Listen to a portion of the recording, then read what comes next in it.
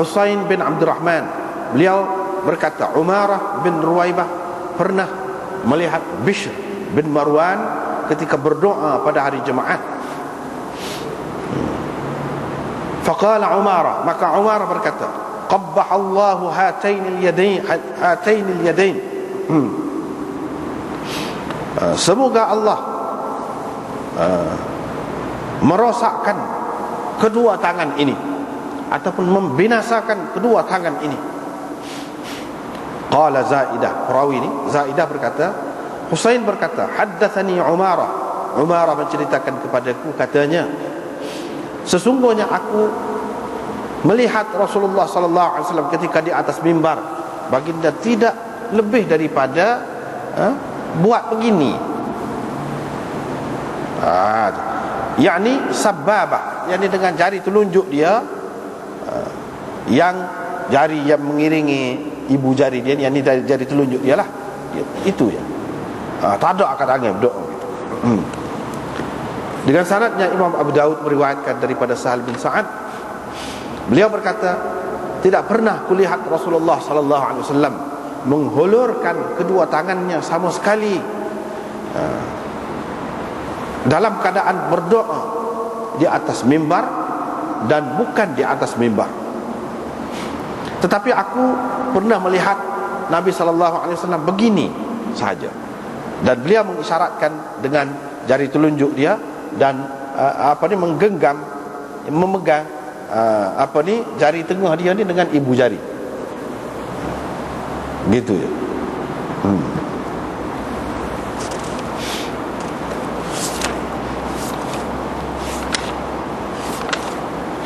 Babul imam yukarrimur rajul fi khutbati.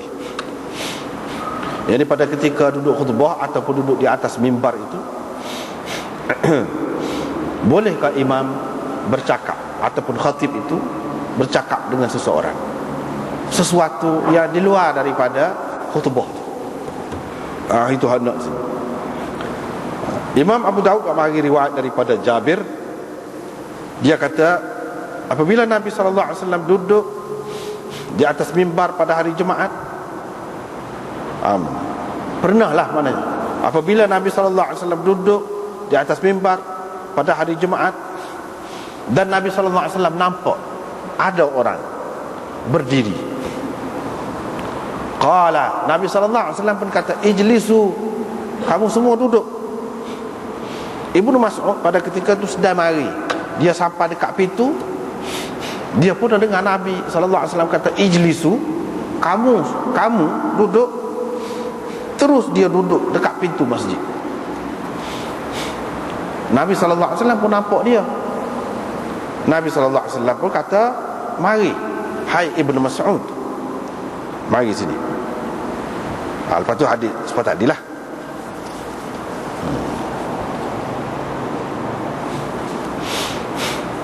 Seperti tadilah. Jadi boleh ke tidak? Boleh ke tidak? Itu kalau yang di luar daripada tidak ada maksud untuk baiki sesuatu yang bercanggah lah pada ketika berkhutbah tu, maka makruh. Ataupun kalau hak lain daripada dengan maksud nak tegurlah benda mungkar ataupun nak suruh perkara yang baik, ma'ruf, selain daripada itu, maka makruh. Kalau tidak, maka tidak makruh. Sepuasa ni Imam Nabi sallallahu alaihi wasallam sendiri, bukan sekali ni, banyak kali dia kata, dia suruh orang tu bangun semaya dululah, macam-macam.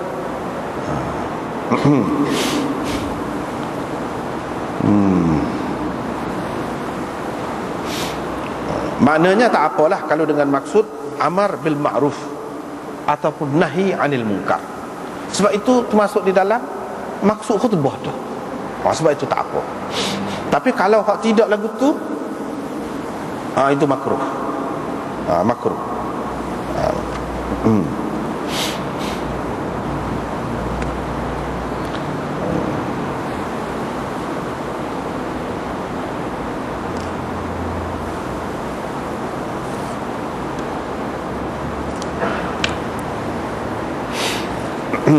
Dan di situ ada lagi khilaf-khilaf yang lain.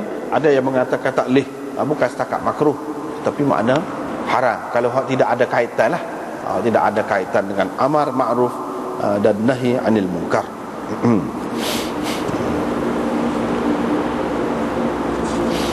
Kemudian di sini kita tengok Nabi SAW bila dia istawa, duduk, dia duduk, mana dia naik atas mimbar tu, ni cerita semua, ni cerita khutbah belakang ni. Dia duduk dulu di atas mimbar. Jadi duduk ni adakah termasuk dalam sunnah Nabi SAW, dengan arti ada kelebihannya buat gini ataupun tidak? Mana kalau naik terus selalu pun boleh juga. Itu pun ada khilaf. Walau bagaimanapun kebanyakan ulama pakai zahir hadis ini, iaitu duduk dulu. Itu satu perkara. Perkara yang kedua, dalam hadis ini tidak ada sebut bui salam. Bila Nabi SAW naik, dia duduk. Dia tidak kata Assalamualaikum dululah kepada orang ramai ni, lepas tu baru duduk. Tak. Ini pun ada khilaf juga. Mengikut Imam Abu Hanifah dan Imam Malik, tidak bui salam. Tidak bui salam sebab dia pegang dengan ni lah, tak ada sebut bui salam ke apa. Tetapi Imam Syafi'i dan Imam Ahmad mengatakan sunat bui salam. Bui salam tu sunat berdasarkan hadis-hadis yang lain lah. Jadi masing-masing pegang hadis lah. Orang yang kata tak ada tu, dia pegang dengan hadis. Lepas pada tu apa yang Nabi SAW tiba-tiba suruh orang duduk ni, apa? Suruh duduk ni kira-kiranya ijlisu, ramai lah tu. Kalau dengar pula, dengar tu semua lah kira. Walaupun dia tidak kata kullukum pun, tapi ijlisu tu sudah jamak dah. Sebab itulah Ibnu Mas'ud faham, suruh duduk belakang, dia duduk. Bapa ya Nabi SAW suruh duduk. Jadi macam-macam pendapat ulama. Ada yang mengatakan sebab apabila duduk dia jadi nampak tenang. Sekarang ni Nabi SAW sudah nak kecek dah, nak khutbah dah ni. Bila nak khutbah, kalau dalam keadaan berdiri itu jadi keadaan tidak teratur dan tidak tenang. Nampak. Kalau duduk tu lebih khusyuk nampaknya. Dengan sebab itu Nabi SAW suruh duduk. Itu satu. Yang kedua, ada orang sudah duduk dah, lepas tu dia bangun nak sembahyang. Nak sembahyang sunat. Dia bangun nak sembahyang sunat. Sunat tahiyatul masjid ataupun lain-lain lah. Nabi SAW larang suruh duduk tu, makna tak boleh dah. Yang ni kalau kamu nak tahiyatul masjid sebelum duduk, kamu sudah duduk dah tadi, kamu bangun. Sebenarnya Nabi SAW tujukan kepada orang-orang tertentu, bukan kepada semua. Tapi ada yang dengar macam Ibnu Mas'ud, dia tidak berkenaan. Dah Nabi bunyi suruh duduk, dia duduk lalu lah dia. Hak sebenarnya Nabi tujukan suruh duduk ni kepada ada segolongan orang yang dia mula-mula sudah duduk dah, lepas tu dia berdiri pula nak sembahyang. Mana tak boleh buat lagu tu. Kalau nak tahiyatul masjid sebelum duduk, kalau sudah duduk tak ada dah. Itu yang kedua. Yang ketiga, sama ada tahiyatul masjid ataupun lain-lain lagi maksud nak sembahyang tu, Nabi SAW tak beri sembahyang. Sebab apa? Sebab maksud khutbah tu nak suruh dengar. Hak mana nak utamanya sekarang ni? Kalau duduk sembahyang, mestilah nak suruh khusyuk sembahyang tu. Kalau boleh jangan dengar gapo-gapo hak sekeliling ni. Itu sudah bercanggah. Nabi SAW suruh duduk. Dengan sebab itulah Imam Abu Hanifah dan Imam Malik mengatakan apabila imam sudah duduk diri, tak boleh dah nak sembahyang sunat gapo pun tak boleh. Kena duduk. Kena duduk. Tapi kita tengok dalam masyarakat kita kan, khatib duduk berucap, duduk berkhutbah tu, dia duduk sembahyang lagi kan? Ya, itu mazhab Syafi'i ada lagu tu. Itu mazhab Syafi'i. Mazhab Ahmad ada lah lagu tu. Tapi kalau mazhab Imam Abu Hanifah dan Imam Malik tak ada, tak boleh, haram sembahyang. Sama kau perekat tu haram sembahyang. Dia pegang dengan ni lah. Inilah salah satu pegangan dia. Nabi SAW suruh duduk. Duduk ni apa?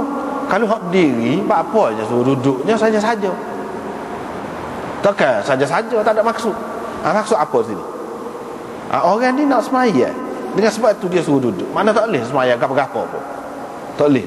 Hak naknya suruh dengar khutbah. Itu perkara yang kedua. Maknanya di sini Nabi sallallahu alaihi wasallam tegur ada kaitan dengan amar ma'ruf nahi 'anil munkar. Bukan perkara yang di luar daripada cerita tu, bukan perkara dunia dak. Nak betul lah. Hak tu maknanya mungkar.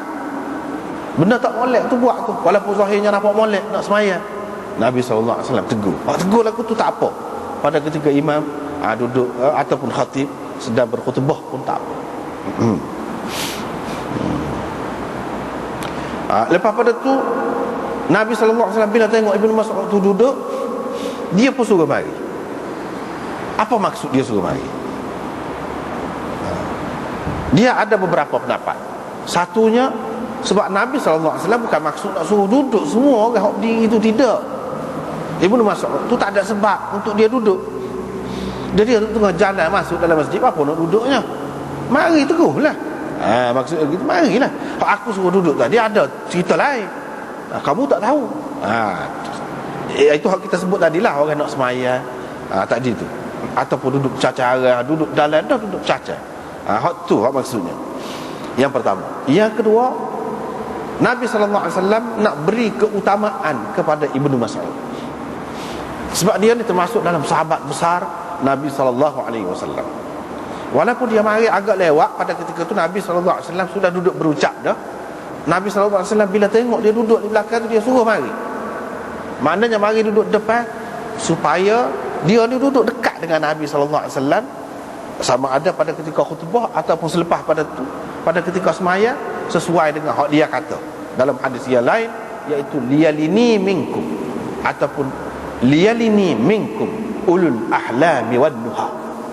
Hendaklah duduk dekat aku orang-orang yang bijaksana dan cerdik pandai.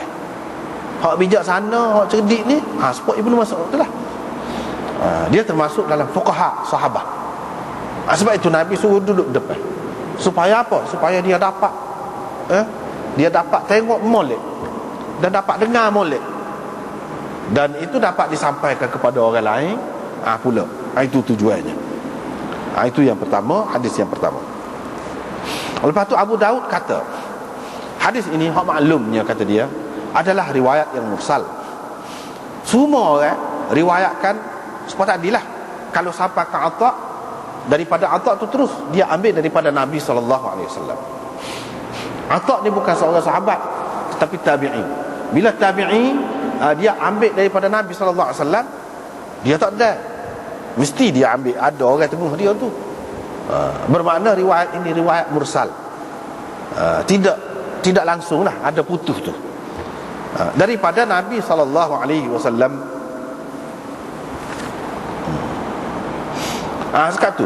Tapi dalam riwayat ni, kalau kita perhati, Atha tu ambil daripada Jabir. Dia ambil daripada Jabir.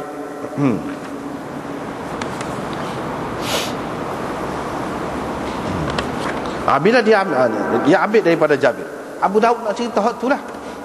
Dia orang ramai-ramai orang lain, perawi-perawi lain, dia sampai ke Atha. Lepas pada Atha tu sampai kepada Nabi. Yang ni lompat situ, tak ada sebut hak Jabir ini. Hak ada sebut Jabir ini iaitu riwayat Syekh ni, iaitu Makhlad bin Yazid. Makhlad ini kata dia Syekh, dia ni Syekh. Dia ni Syekh. Apa makna Syekh? Syekh ini kalau dalam istilah hadis, kalau kata Syekh ni maknanya orang alim besar lah. Dah dalam istilah hadis ni, dalam istilah usul hadis ni, Syekh ni tidak semesti makna begitu. Ada kalanya iyalah, ada kalanya tidak. Ada kalanya Syekh ni orang boleh kira lah. Setara tu je. Tidaklah maknanya orang yang tinggi benar, orang yang hebat benar. Sebab Syekh ni, orang tua ni, dia ada dua sudut.